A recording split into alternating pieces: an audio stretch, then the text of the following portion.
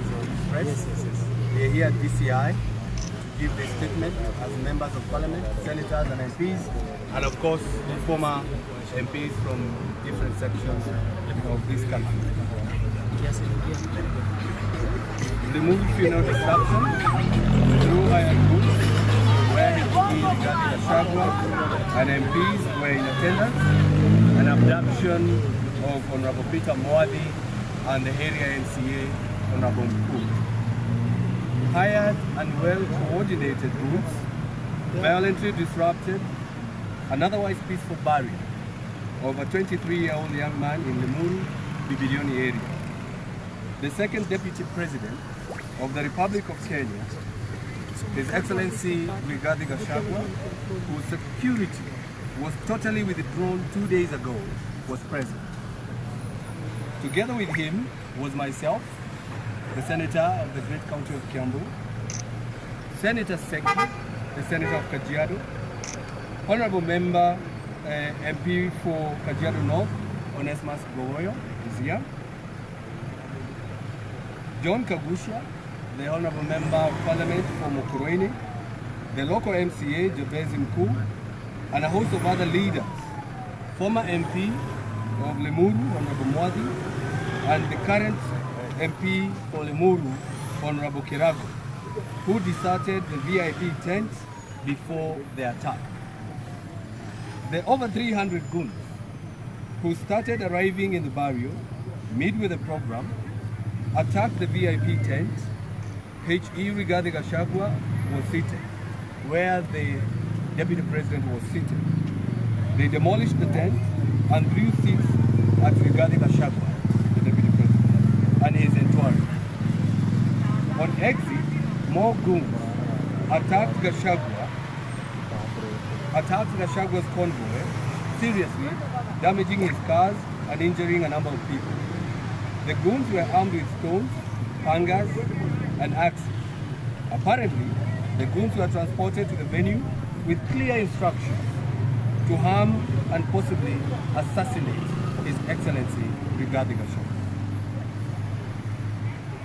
There is a clear scheme to further intimidate and harm Rigathi Gachagua, his aides and MPs who accompany him for public events who are his allies.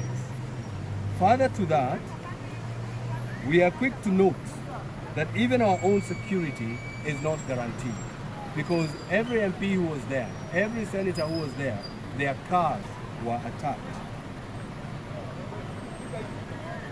These events point to a more coordinated scheme to precipitate bloodshed and anarchy targeted to Mount Kenya region and across the country. The drill is to ensure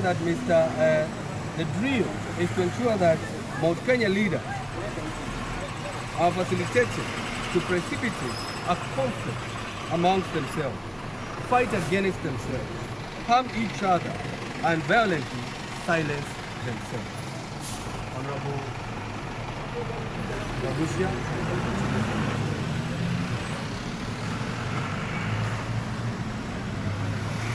Further to these events, we are worried about the whereabouts of former MP for Limuru, Honorable Peter Mwadi, who has been abducted by the infamous Subaru cars as he fled from the same funeral. And it's due to note that even the MCA is also suspected to have been abducted as well. And now we are begging the following question.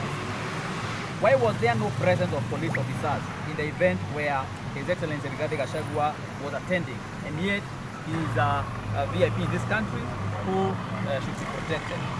Why was H.E. Rigathi Gachagua security withdrawn 2 days ago? Why did our colleague, the MP for Limuru, on Kirago, sit away from the VIP tent, which would later be attacked? Why has Hon Peter Mwadi been abducted at this particular time? And now here we are, of course, demanding for his release. I want to have my brother here, Honorable Onesmus Gogoyo, with the last part.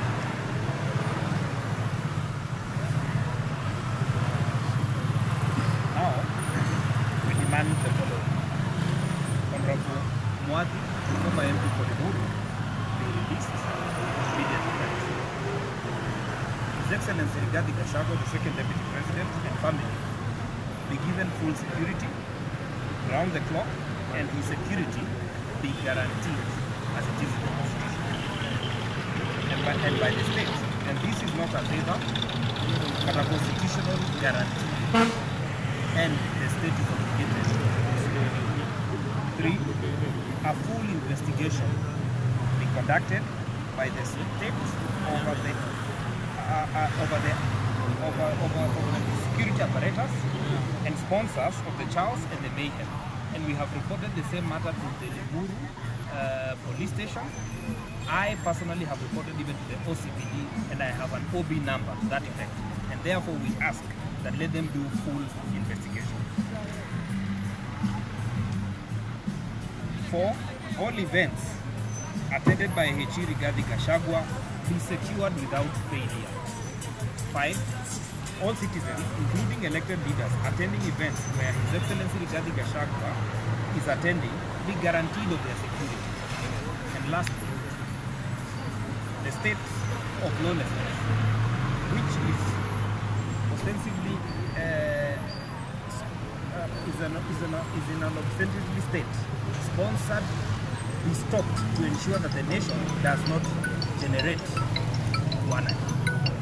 This statement is signed by the following members: Honorable Karungo Wadango, the Senator from Kiambu; Ogoyo Nesmas, MP Kajiado North; Honorable John Kagushia, the MP from Kuroine; Honorable Gadoni Wamushomba, the MP from Kikuyu; Senator Medu, the Senator from Nyandarua; Senator Nyutu from Murang'a; Honorable Koimbori, the MP for Juja; Honorable Jude Jomo, the former MP for Kiambu; Honorable Gakuya, the Member of Parliament for Embakasi North; Honorable Dennis Waiganjo, Damaris Waiganjo, the Honorable James Jenga, Honorable Ketu Arogoro, and other members that are with us here, and I will give them an opportunity to give me the Honorable Mushomba.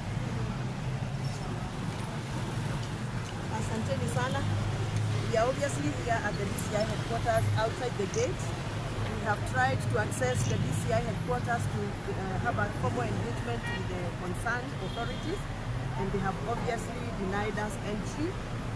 Something that is very, very shocking, that elected members of parliament and senators who have the mandate of the people of Kenya through the power of the vote can be denied to access DCI headquarters at this time to follow up on matters that pertain to people's lives. A missing member of parliament, former member of parliament, a mother and a husband and a father of children is something that is worrying at this hour. We would want to understand what is going on. Abductions are really bad in this country, where people cannot go freely to a funeral and go back home. And this is something we wanted to have a conversation with the in charge security officers at the DCI. They have started telling us to go to Nyeri, which is our regional headquarters, and I don't think that is procedural for any member of parliament to be denied to access services at any time. If I'm elected in Githunguri, people are also people who live in Nairobi. So I have a reason to come here to the DCI headquarters to represent people from Githunguri who are in Nairobi. So this is absurd, and we can already see what is happening. Abductions are being back daily. Our children are being abducted daily. Our leaders now are being abducted, and this is something that we need to flag as Kenyans because it is very, very worrying. The wife, the honorable former member for Limuru, is with us here. She's really traumatized. Even, please come here, Mama. Just come around here. Even the children and the grandchildren are here. And family, please come. Family are Mwadi and the lawyer to Mheshimiwa Mwadi. They are here. And they are here to ask the government some questions. What wrong did the Honorable Mwadi do to qualify that kind of mistreatment and to dignify the manner of arrest? We are told that Honorable Mwadi's car was badly damaged, and therefore he moved out of his car because it was very windy to a small car, which after 200 meters from where he alighted from his car that was damaged to a small car, Subaru's blocked his car and was abducted. And right now, the wife is here. She doesn't know where her husband is. The lawyer is here. The children are here. And that is why we came in solidarity to speak on behalf of Honorable Mwadi. And even that MCA, unajua mahali yuko, ajulikana mahali yuko mkuu, anasikia simu yake haipatikani, hata yeye familia haijui ako wapi. Kwa hivyo tuko hapa kuuliza haki on behalf of that father, that husband and that leader who is missing currently. Asanteni sana. This is what we can say something.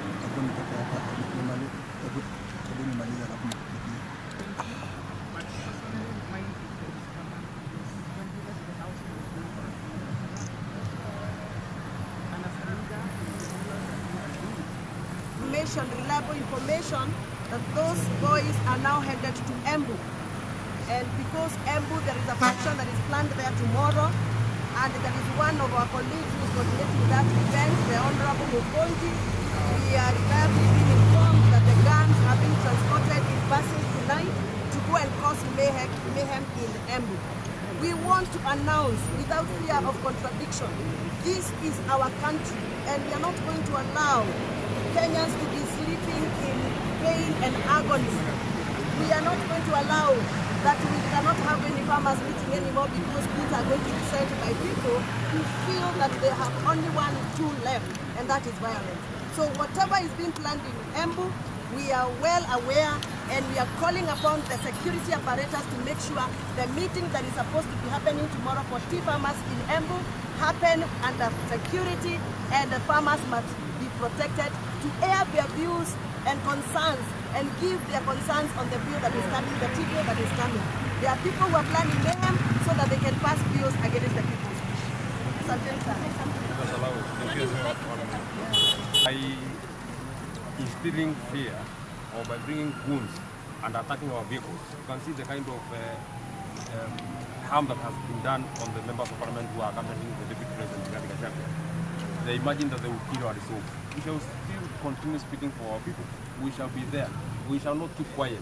Not even abductions, not even attacks on our own selves or even our own families, or the threats that have been done to us as leaders, or the threats that have been done on the person of the President Gachagua, who will stop us because our resolve is very deep-rooted. The only thing is the government of the day feels that they didn't want to stop us. The only tool that is available for them to stop us is a bullet. Let me say something short, that we are very shocked that this is happening to our country. The deputy president, who seems to be their major target, was impeached hardly a month ago, and he's already down. I don't know why they feel so scared by him, but of course we know that their scheme did not work. They thought that once he was down with the impeachment that he was not going to have any influence. And we know that they are scared, they are shivering, that the deputy president, second deputy president, continues enjoying massive support with the people of Mount Kenya. We want to tell them that we will not be cowed, we will not be intimidated, and we are ready, and we know that our people in Mount Kenya are being targeted, and that we know for sure. But we will not be shaken. We will continue that. But we want to also talk to our people that when there is an event, let the locals see who is there, and when they see somebody that they suspect, let them put them to account. Let them tell the people there whom they are, what they have come to do, because the people, the goods that were in the Muru are not locals. These were imported, and we are telling our people to also be very vigilant. Very vigilant. Anybody they do not know should actually not be allowed there. And if they want to call that incitement, so be it. But we will not fear, and it is our right. The powers that this government is using to intimidate our people, we are the same people that they give this government the power through our vote. Thank you very much.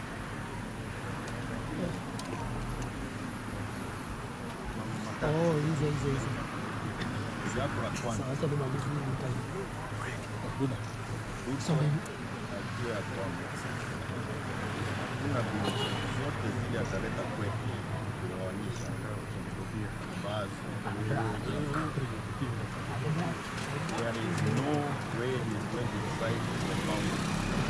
We have resolved this okay, you must go. So he is now coming to Bali and aspect. La pili, haya mambo tuliyaona 2007. It started in 20 days. And eventually we ended up the country that was in the sisi watu wa mlima tunakaa pamoja and we will not allow that to happen. Not from the mwisho ni kwamba we have a resolve that it does not matter what kind of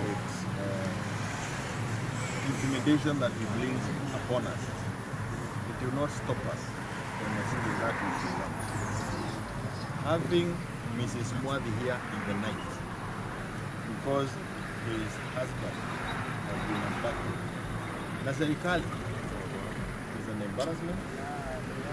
It's a thing that we never thought we'd ever see again, not under the constitution. And the worst of it all, ni kwamba walimchukua kwa mazishi. Na walisika mwenye tulikuwa tunaenda kufika hapo walifanya. Walibeba. It's a very, I want to join my colleagues, the leaders who are here, members of Parliament, members of Senate, in calling for the release of Mwadhi. We will be in court with the lawyers, we will join them to ensure that he is released. But also talk to people across the country and especially from the Mountain. This is part of the scheme. And it is upon us leaders to ensure that the Ruto does not succeed. We should have only one result. Ruto nyumbani. Kuna kitu. Watu Kenya.